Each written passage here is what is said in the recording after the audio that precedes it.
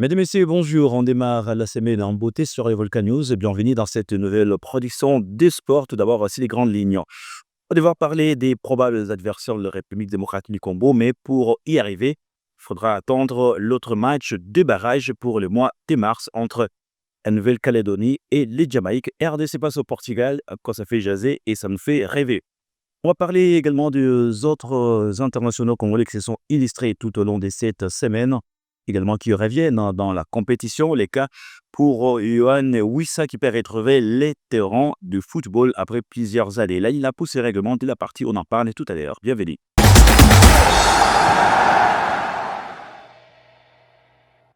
46 nations sont désormais connues pour prendre part à la prochaine Coupe du Monde pour la première fois. Cette 60e édition de la Coupe du Monde va devoir réunir 3 pays comme étant les pays co-organisateurs. On rappelle, il s'agira du Mexique, les États-Unis d'Amérique ainsi que les Canada. 46 nations sont désormais connues, des places restent à pouvoir prendre et ça pourra se passer pour le mois de mars prochain. La RDC étant désormais concernée et ce sera du côté du Mexique où la RDC devra affronter dans un seul match pour aller à la Coupe du Monde qui échappe à la République démocratique du Congo, qu'il s'agira soit face à la Nouvelle-Calédonie ou alors au Jamaïque. Mais déjà à la RDC, pour les autres adversaires, après les tirages au sort tennis au siège de la Fédération internationale de football association, ce sera soit l'Ouzbékistan, la Colombie ou alors le Portugal qui va devoir apparaître comme étant, en tout cas, c'est foudre des guerres, mais la RDC s'est dit être prêt à pouvoir l'affronter. Parlons de Samuel Mutusami avec son équipe, lui qui est réuni. Il était remplacé à la 71e minute avec son équipe des Atromis. Défaite de sa formation, bâtie 4 mises en mais quand même un peu revenir sur le terrain, lui qui était blessé et ça donne déjà quelques bonnes nouvelles pour la RDC pour la prochaine Coupe d'Afrique des Nations prévue du côté du Maroc dont le coup d'envoi sera donné le 21 décembre prochain et la RDC ne pourra entrer à liste que le 23, ce sera face au Bénin. Et bien avec les nouvelles de Castellón, nous sommes en 2e division du championnat de la Ligue espagnole. Les Néons Léopard Brian Chupenga a été non seulement passeur décisif, mais également buteur et permet ainsi à son équipe de pouvoir s'imposer devant la Deportivo de la Corogne. Diangana a été blessé, c'est que sera une mauvaise nouvelle. Et puis, les stages Léopard de la République démocratique du Congo a été reporté et décalé de quelques jours suite à la décision de la Fédération internationale de football association pour devoir autoriser les joueurs à pouvoir quitter leur club, devoir les garder jusqu'au 15 décembre prochain. Pourtant, c'était prévu pour le 7 décembre. Ils vont devoir disputer quelques rencontres, ce qui laisse encore beaucoup de fil à retordre pour la préparation des équipes nationales. Parlons de Yohan Wissa qui peut retourner sur le terrain de football après avoir passé plus d'un mois, en tout cas en dehors. Yohan Wissa s'est dit être fier de retrouver le terrain. Il a été, dès la partie 1, il a été remplaçant bien sûr, mais quand même il peut devoir grappiller les toutes premières secondes et premières minutes avec sa nouvelle formation de Newcastle, l'ancien joueur de Brentford, à y pouvoir disputer quelques minutes. Comme on peut devoir les regarder sur ces images d'illustration, il est tellement content. On va les terminer avec la Ligue nationale du football. Ça a été très belle victoire en tout cas cuisante de la formation du TP Mazembe Anglebert qui a été tout fait tout flamme en déplacement en s'imposant sur les scores des 6-0 devant les non-sportives Panda B50. Je vous convie de pouvoir suivre les résumés de cette rencontre. Regardez. Coup franc de Patrick Mangoulou, attention au deuxième poteau. La belle parade, ça. Attention, c'est pas fini et c'est dedans. Et c'est dedans. Lance Jessing Koma, mesdames et messieurs. Sur les tirs des Gloire. Mais quand même sur cette action, Gloire Mouchaya, il va accélérer. Gloire dans la surface de réparation. Gloire toujours lui, il trouve la passe pour Lys Doumbia. Et c'est dedans. Mais quel effort de Gloire Mouchaya. Une fois buteur et une fois passeur pour Lys Doumbia. Et ça fait 2 pour le Corbeau des Mazembe ici au stade de Kikoula. Et dans les paquets, Patrick qui joue dans les paquets au deuxième poteau Faverti. Et c'est dedans, mesdames et messieurs. Ils sont restés distraits. C'est Bombardier qui vient marquer dès la tête. C'est corner. Patrick Mangoulou, la tête d'Elise Ntumba Nyembo, mesdames et messieurs. Et qui va de son doublé cet après-midi.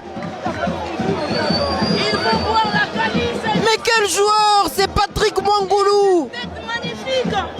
Il est monté Patrick Mangoulou qui met Lise, il n'est pas hors jeu sur le côté droit. Lise, il va lever la tête pour trouver peut-être Aligoni qui est monté aux avant-postes. La tête et lance et ça fait 5. Mesdames et messieurs, le festival de Corbeau ici au stade Kikoula. Lise Ntumba, 2 fois buteur, 1 fois passeur pour Lance Jessinkoma qui signe également son...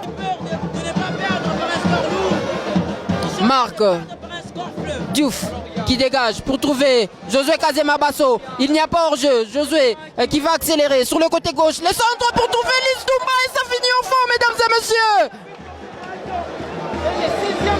Ça finit au fond défilé.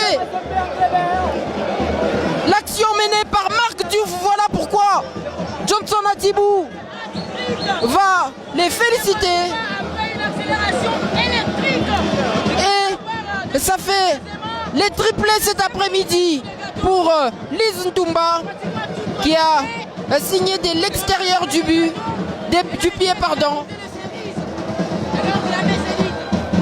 Autre raconte, c'était la victoire de l'AS Rangers devant l'OC Renaissance de Kinshasa. Victoire des Rangers sur le score de 1-0. Regardez ces résumés.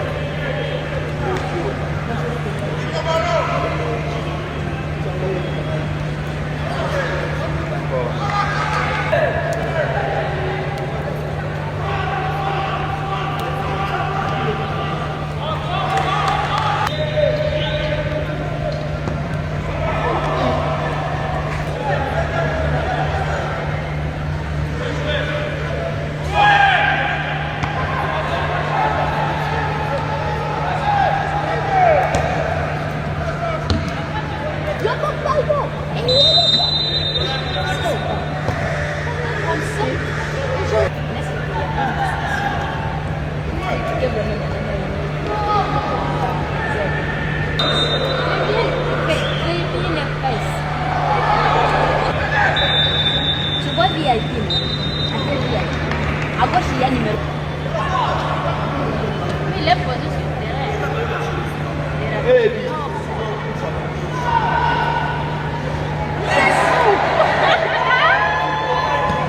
Sauvage. Zana hunan.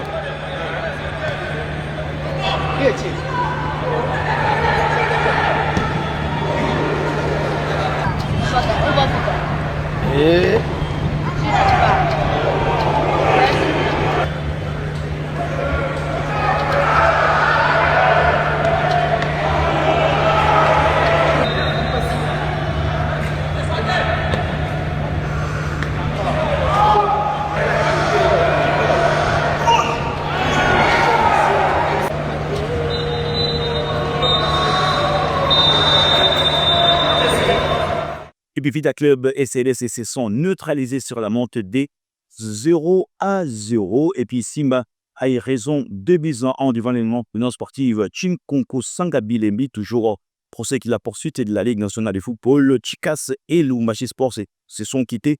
Bon vieux amis, si la monte de 0-0. Parlons des Malolais qui a eu raison des New Sogers 2-0. Les FCRL, l'essence de Kinshasa, a perdu 0 contre 1 devant Rangers, comme je le disais tantôt, et puis Céleste et Vita Club se sont neutralisés 0-0. Alors, pour ce qui est du classement, alors on va devoir retrouver pour ce qui est des trios dans le groupe A.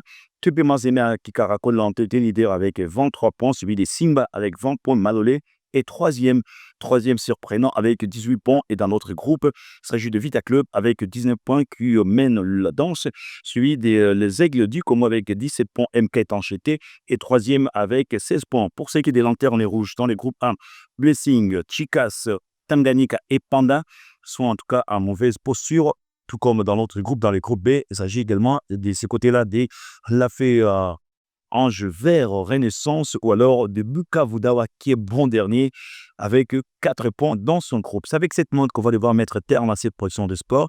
Continuez à vous abonner massivement, portez-vous bien, on se retrouve tout prochainement pour une nouvelle production. Au revoir.